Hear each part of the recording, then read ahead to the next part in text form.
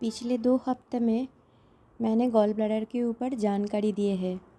उससे आपको थोड़ा बहुत आइडिया हो गया होगा जो गॉल ब्लैडर को कैसे ठीक रख सकते हैं, कैसे डेवलप हो जाता है गॉल ब्लैडर स्टोन, ये सब आपको आइडिया मिल गया है। आज मैंने आप लोगों को ब्लड पैरामीटर देख के कैसे पता चलेगा गॉल ब्लैडर का इशू है, ये थोड़ा जानकारी देना चाहती हूँ।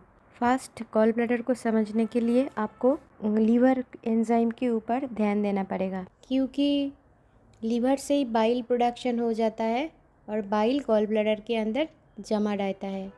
फिर आपका लीवर फैटी है तो आपका ये बाइल प्रोडक्शन में दिक्कत आ जाता है। लीवर एंजाइम्स पैरामीटर्स जो है सारे इधर उधर हो जाता है। तो इसके ऊपर थोड़ा डिस्कस कर लेते हैं। आप लोग जब टेस्ट करते हैं, ब्लड टेस्ट पैरामीटर्स करते हैं, तो उसमें एलएफटी रहता है, लीवर फंक्शन टेस्ट। उसके अंदर देखा जाए तो LT, AST, GGT, LP, bilirubin, prothrombin, time factor, ये सब सारे पैरामीटर्स रहता है। मगर आप समझते नहीं हो इससे क्या पता चले। जैसे कि फिजियोलॉजी में आप जब खाना खाए, वो जीआई ट्रैक्ट से गया, स्टमक में डिज़ोल्व हुआ, डाइजेस्टिव एंजाइम के साथ मिल जुल के फिर ब्रेक डाउन हुआ, फिर ब्लड वेसल के ज़रिए वो एब्जॉर्ब होके लीवर में आ जाता है। लीवर में आ जाने के बाद क्या होता है, वो न्यूट्रिएंट सारे लीवर में आ जाता है। और किसके ज़रिए आता है? ब्लड के ज़रिए। वो ब्लड का अंदर बहुत सारे कार्पासेल्स रहता है, जैसे कि एरिथ्रोसाइट, उसका 120 डेज लाइफ स्पैन रहता है। फिर एरिथ्रोसाइट ब्रेक डाउन होके हीम और ग्लोब्यूलिन दोनों पार्ट में डिवाइड हो जाता है। ग्लोब्यूलिन चला जाता है अमीनो एसिड पूल में, और हीम जो पार्ट है उसका जो आयरन पार्ट है वो फिर से सर्कुलेशन में आ जाता है एंटेरोहेपेटिक सिस्टम में, और बाकी जो हिस्सा है वो फैगोसाइटोसिस द्वारा एनगल्फ हो जाता है। जो फैगोसाइटोसिस द्वारा एनगल्फ नहीं हो जाता है उसका क्या होता है, हीम पार्ट से आयरन ब्रेक डाउन होकर आयरन फिर से रीअब्जॉर्प्शन के लिए एंटेरोहेपेटिक सिस्टम में पूल में चला जाता है।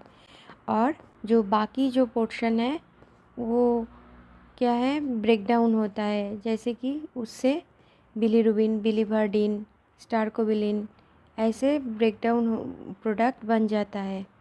तो स्टारकोबिलिन जो है वो स्टूल का कलर दे देता है, और यूरोबिलीरुबिनोजेन जो बनता है वो यूरिन का कलर दे देता है। ALT/AHT इक्वल्स टू 1 होना चाहिए according to paper nature medicine के अकॉर्डिंग होना चाहिए। मगर आप देखोगे तो सबका ही ये 1 से ज़्यादा है। तो मतलब आपका खाना पीना ठीक नहीं है। कैसे होता है ये? वो 3 हिस्सा में हम लोग बांट सकते हैं इसी सिचुएशन को। जैसे हीमोग्लोबिन आए, लीवर के अंदर गया, फिर लीवर से निकल गया, ये 3 हिस्सों में हम लोग बांट सकते हैं मेटाबॉलिज्म को।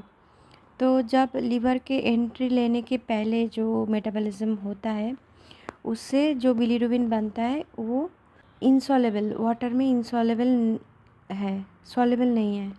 तो उसके साथ एल्बुमिन जोड़ जाता है, तो वो परमिएबिलिटी मिल जाता है सेल मेम्ब्रेन से, तो उसके बाद वो लीवर में एंट्री हो पाता है। इसलिए आपका बॉडी के अंदर एल्बुमिन और ग्लोबुलिन का रेशियो भी बहुत इम्पॉर्टेंट होती है। तब जाके वो बिलीरुबिन लीवर में एंट्री ले पाता है और उसका मेटाबॉलिज्म होता है। बिलीरुबिन फिर इनसॉल्युबल बिलीरुबिन होता है, उसको अनकंजुगेटेड बिलीरुबिन कहा जाता है। फिर एल्बुमिन के साथ जब लीवर सेल के अंदर आ जाता है उसको कंजुगेटेड अदरवाइज डायरेक्ट बिलीरुबिन कहा जाता है। ये एंट्री लेने के लिए एक एंजाइम का ज़रूरत पड़ता है, वो है यूडीपी ट्रांसफरेज। तो उससे ही वो बिलीरुबिन लीवर सेल के अंदर आ जाता है। फिर लीवर सेल के अंदर बहुत सारे कास्केड्स ऑफ रिएक्शंस चलता है। फिर इसको और एक एंजाइम का ज़रूरत पड़ता है, उससे वो लिवर से निकाल के इंटेस्टिन होके स्टूल अदरवाइज़ यूरिन का कलर बनाने के लिए निकल जाता है। ये बॉडी से निकल जाना चाहिए, नहीं तो टॉक्सिसिटी देता है। तो ये निकाल जाने के लिए जब तैयार होता है, इसके लिए जीजीटी एंजाइम का ज़रूरत पड़ता है। जीजीटी के ज़रिए ये डायरेक्ट बिलिरुबिन इंटेस्टिन में आ जाता है। तो आपका टोटल बिलिरुबिन एक क्राइटेरिया आया, फिर कॉन्जुगेटेड और अनकॉन्जुगेटेड अदरवाइज़ डायरेक्ट और इनडायरेक्ट बिलिरुबिन बहुत ही इम्पॉर्टेंट होती है, क्योंकि ये जो जीजीटी एंजाइम है ये कहा क्या है, गामा ग्लूटाइल ट्रांसफरेज। ये तब तैयार होता है, तब इसका पोर्शन ज़्यादा हो जाता है, क्योंकि जब ये बिलिरुबिन ज़्यादा बन गया, डायरेक्ट बिलिरुबिन, मगर निकल नहीं पा रहा है, कुछ ब्लॉकेज है, मतलब लीवर में तैयार हो गया मगर एक्सक्रीट होने में प्रॉब्लम है। एक्सक्रीट क्यों नहीं हो रहा है? वो डिज़ोल्व होने का, बाइल का ज़रूरत पड़ता है डिज़ोल्व होने के लिए, तो बाइल कम है, तो जीजीटी ज़्यादा हो जाता है इसको निकाल देने के लिए। तो जीजीटी हाई हो गया मतलब आपका बाइल का प्रॉब्लम है। बाइल का प्रॉब्लम है मतलब आपका गॉल ब्लैडर का प्रॉब्लम है। गॉल ब्लैडर का प्रॉब्लम है मतलब आपका, फर्स्ट वीडियो में ही बता दिए थे, आपका एक नार्व का सिचुएशन स्टिफनेस आता है। वो वीडियो आप फर्स्ट वाला वीडियो आप देख लेना, तब जाके कैसा स्टिफनेस, कहाँ स्टिफनेस, ये सब आपको सिम्टम्स पता चल जाएगा। ये ब्लड पैरामीटर जो है, दो क्राइटेरिया है, एक तो ALT/AST = 1 होना चाहिए, नहीं, और GGT आपका हाई हो गया तो सारे आपका ये गॉल ब्लैडर सिचुएशन को इंडिकेट करता है। ALP और एक अल्कलाइन फॉस्फेटेज और एक एंजाइम है, इसके ज़रिए भी बिलिरुबिन सेल से बाहर निकालता है। तो ये जो ALP ये भी हाई हो जाता है, मगर ALP दूसरे ऑर्गन से भी निकलता है, इसलिए बायस्ड हो जाता है रिज़ल्ट। तो ALP हाई हो गया, इसके साथ साथ आपका GGT भी हाई हो गया, तो कंफर्म हो जाता है आपका गॉल ब्लैडर का ही सिचुएशन है। मुझे लग रहा है अभी एक्सप्लेनेशन आपको मिल गया होगा।